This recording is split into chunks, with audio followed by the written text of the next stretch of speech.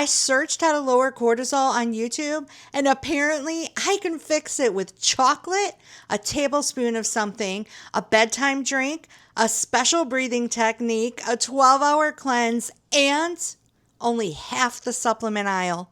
This is what I found. Drop cortisol now. Turn it off. Fix your belly fat. Lower it fast.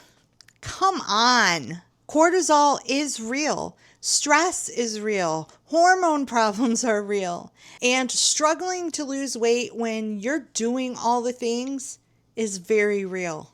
But the internet has taken one hormone and turned it into the answer for every tired person with belly fat. And somehow the person diagnosing you through the thumbnail usually has something to sell you. I'm not here to hand you another quick fix. I'm here urging you to slow down before you trust the next social media promise about your body. Because I'm searching for answers too, and I'm tired of finding big promises over straight information. Welcome to Slow and Steady with Andy. I'm Andy, and I am on Mounjaro for type 2 diabetes, insulin resistance, PCOS, and ridiculously slow weight loss. At my most recent doctor's visit, we talked about stress, anxiety, poor sleep, hormone issues, and possibly cortisol as things that we need to look deeper into. I have an appointment with a specialist in October, and that's when we can start looking deeper and deciding what testing actually makes sense for me and my body. So I'm not making this video because I figured out the secret to lowering cortisol. I'm making it because I'm in the same place that you are. I'm trying to find answers without getting sucked into another miracle promise.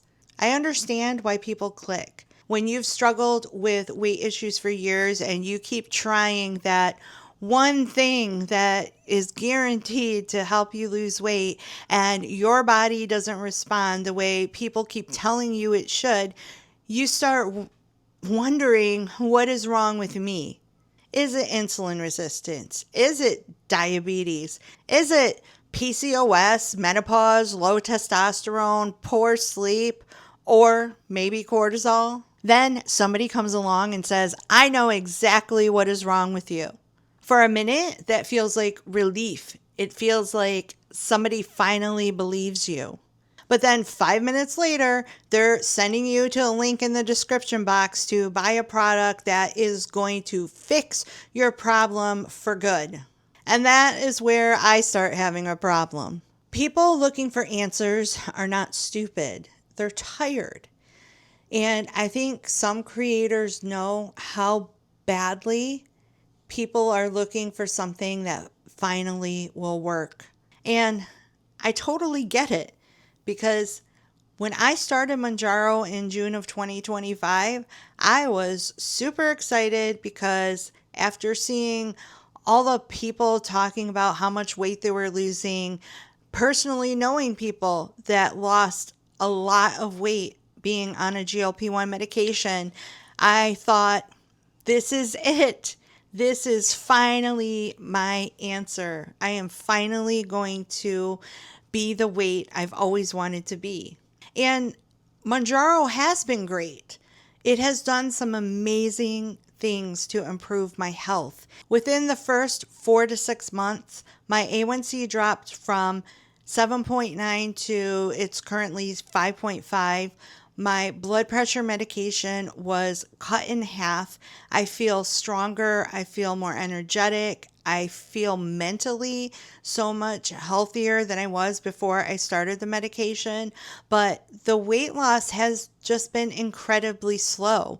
I have lost 34 pounds, but I am just at this stall. I'm just stuck at a 34-pound weight loss. And y'all, I have a goal of a total of 130 pounds. So I am very far from reaching my goal weight. So I understand the temptation of wanting to Google this and search this and find that answer that is going to get my weight loss moving again.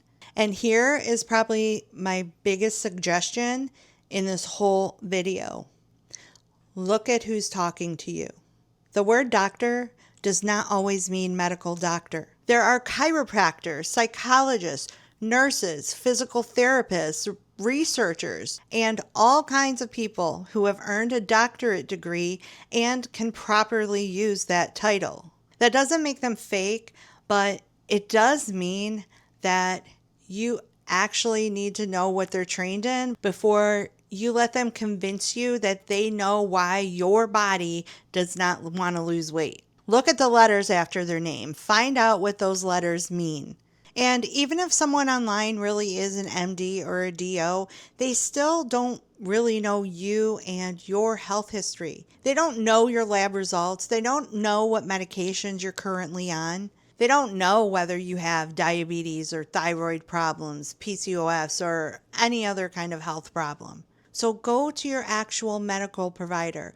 Go to someone who can see your history, can order the proper testing for your needs, and who can send you to a specialist if they need to.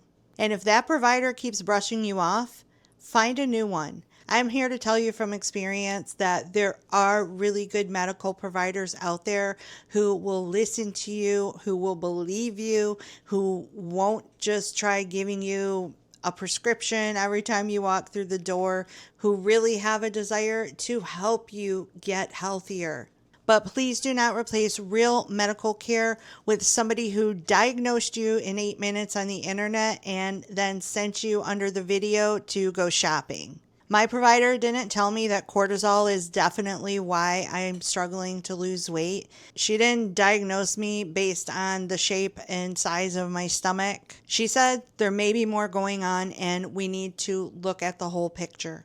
And while we keep digging deeper, she wants me to work on lowering stress in my everyday life. Not turn stress relief into another stressful job. Not buy everything with cortisol on the label. Just find real things that help me calm down. So I went looking into seeing if there was anything real behind people saying that their pets help with stress, and there is some research out there. The National Institutes of Health, which is a large medical research agency, talks about studies where spending time with animals was connected to things like lower blood pressure, lower stress, better moods, and people feeling less lonely. Now, that doesn't mean that everybody gets the same exact result. And I am definitely not saying you can cuddle a cat and medically treat a cortisol problem.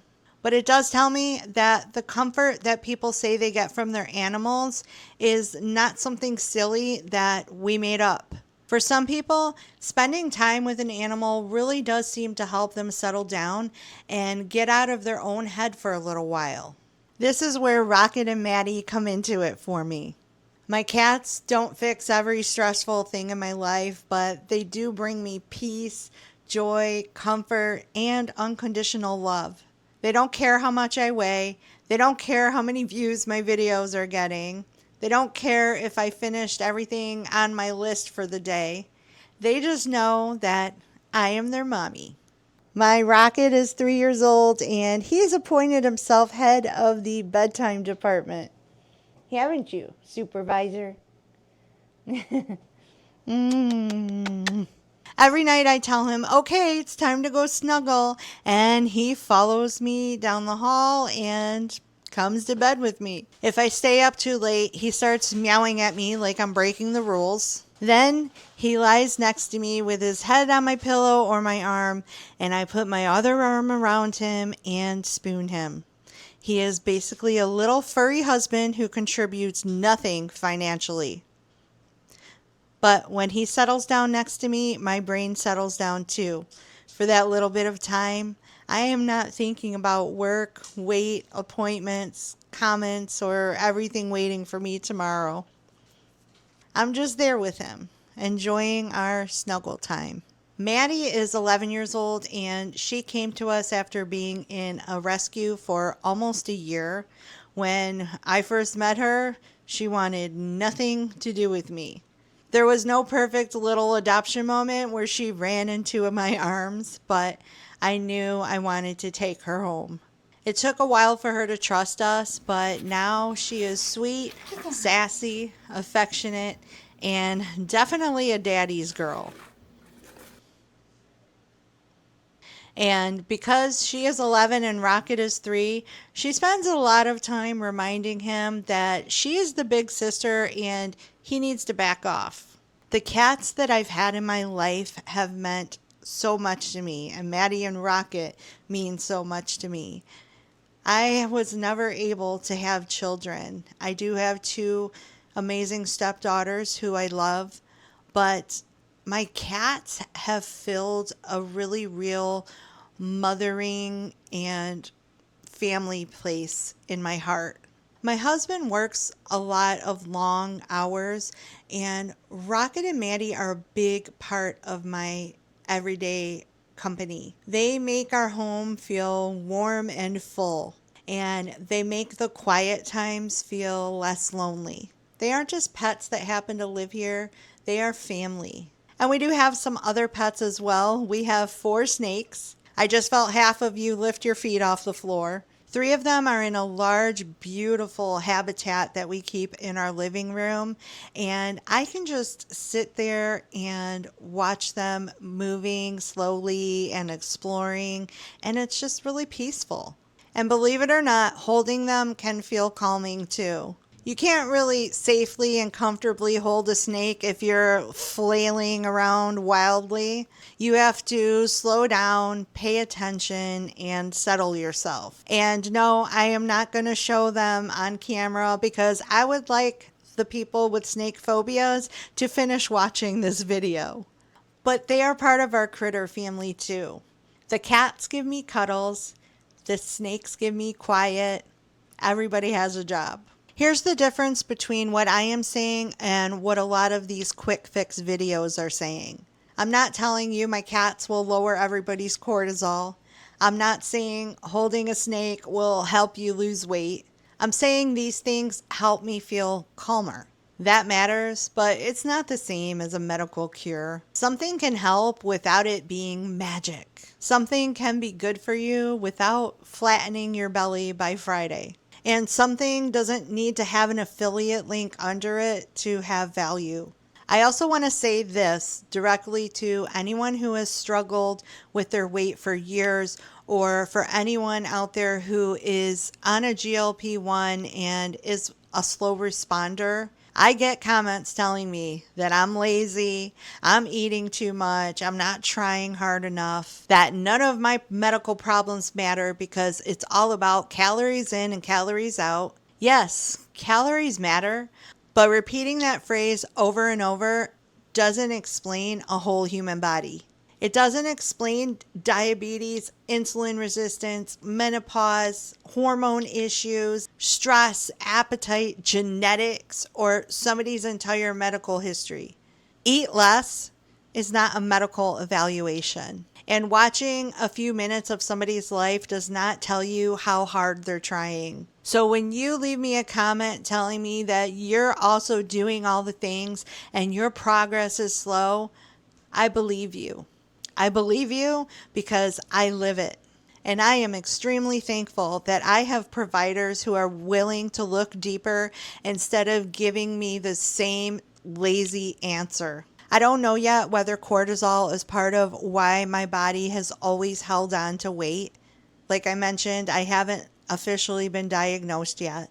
But while I wait for those answers, I'm still going to continue working on lowering my stress in realistic ways, like working in my garden, putting down my phone, getting better sleep, spending time with my husband, spooning my chubby cat. None of these things is a miracle cure, but they help me feel better in real life. And right now, I trust that a whole lot more than somebody promising to lower my cortisol with 1 tablespoon of something. If you're tired of being blamed, scared, or sold another promising miracle cure every time your body doesn't cooperate, please give this video a like and share it with somebody who might need to hear it. Hype the video if YouTube gives you that option, because that will help push this message out to other people who may be searching for the same answers. Subscribe if you would like to join me on my journey while my medical team and I dig deeper into figuring out why my weight loss is so slow. Thank you for being here, hanging out with me. Take care, and I will see you in the next one. Bye! Been through a lot of pain. Some things are not the same as they were a year ago, but all will be okay. I move on each and every day. The past is where it stays, way back a year ago. I've changed for the better this time. I thought I would never be fine. I strive just to say I'm alright, and for the first time in a long time I'm alright. I've seen a lot of change, been through a lot.